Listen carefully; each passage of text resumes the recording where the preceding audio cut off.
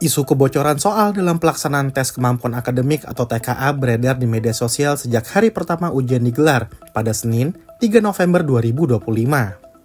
TKA merupakan sistem asesmen baru berstandar nasional yang ditujukan untuk mengukur capaian akademik siswa.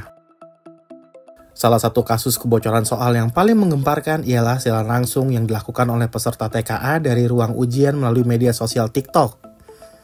Dalam video itu, akun Nurul namanya tampak memperlihatkan deretan soal yang ditampilkan di layar komputer. Tayangan ini ditonton lebih dari 18.000 orang. Soal-soal yang ditayangkan kemudian tersebar di grup-grup WhatsApp dan diduga diperjualbelikan. Kepala Badan Standar, Kurikulum, dan Asesmen Pendidikan Kementerian Pendidikan Dasar dan Menengah, Tony Tauharudin telah membenarkan bahwa siaran langsung itu dilakukan oleh peserta TKA yang sedang ujian pada Senin 3 November 2025. Ia juga mengaku pemerintah sudah mengetahui pelaku dan lokasi siaran tersebut berlangsung.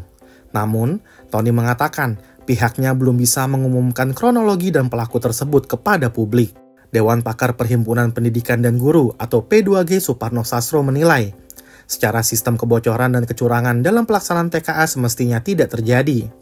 Sebab, soal TKA sudah cukup rigid dengan variasi soal yang sangat beragam. Kehadiran pengawas di setiap ruangan ujian juga menjadi salah satu poin yang membuat kecurangan seharusnya sulit dilakukan. Oleh karena itu, dengan dua mekanisme pencegahan tersebut, Suparno menyimpulkan kebocoran soal hanya mungkin terjadi karena dua hal. Pertama, karena sabotase sistem. Kedua, karena sebagian besar pengawasan yang digunakan masih manual. Pengawasan yang bergantung pada sumber daya manusia memiliki dua celah kecurangan, yakni antara kelalaian dari pengawas dan panitia atau penyimpangan yang disengaja. Dalam konteks live TikTok oleh peserta TKA, Suparno menilai pengawas atau panitia ujian di lokasi tersebut hampir mustahil tidak mengetahui hal itu. Dihubungi secara terpisah, Koordinator Jaringan Pemantau Pendidikan Indonesia atau JPPI Ubaid Matriaji melihat sistem TKA tidak jauh berbeda dengan sistem asesmen yang pernah berlaku yakni ujian nasional.